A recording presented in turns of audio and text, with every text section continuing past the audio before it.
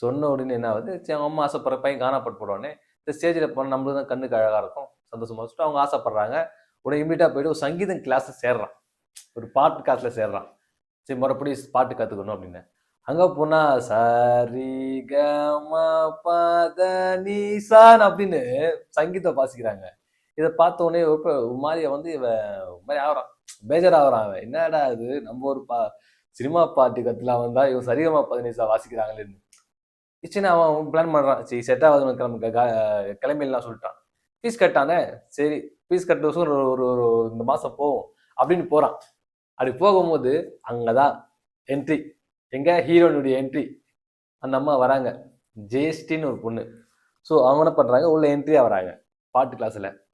So பாட்டு class வந்ததுக்கப்புறம் ஆச்சு அந்த பையன் அந்த பொண்ணு வந்து ஒரு பாட்டு பாடவும், அந்த பொண்ணு அழகான பொண்ணு இல்லையா, இவன் வந்து லோக்கலாக சுற்றி இந்த பையனுக்கு அந்த இடத்துல ஒரு அழகான பொண்ணு வந்து ஒரு பிராமின் பொண்ணு ஒரு பாட்டு பாடவும், அந்த பொண்ணை பாட்டு பாடும்போது ரசிக்கிறான்.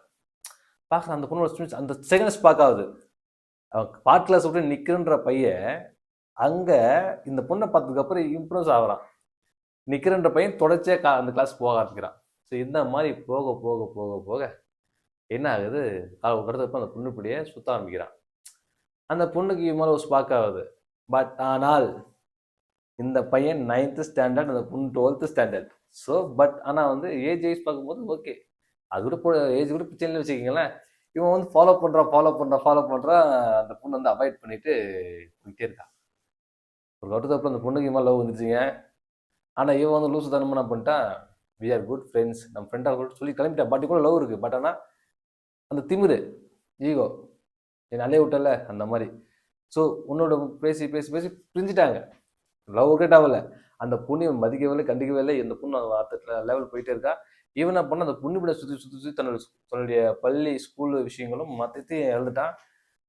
அந்த பொண்ணை நினச்சி ஒன் சைடாக திங்க் பண்ணி ஒரு மென்டல் ஸ்டேஜுக்கு போயிட்டான்.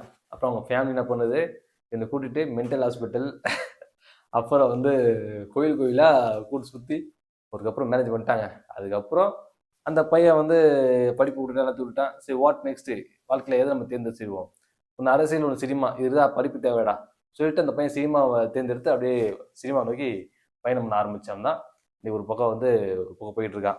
ஸோ இது ஏன் சொல்ல வந்துன்னா, இது பார்த்துங்க ஒரு ஒன் சைடு லவ். ஏன்னா கொட்டும் மழை, ஜோரம் மழை பெய்யுது.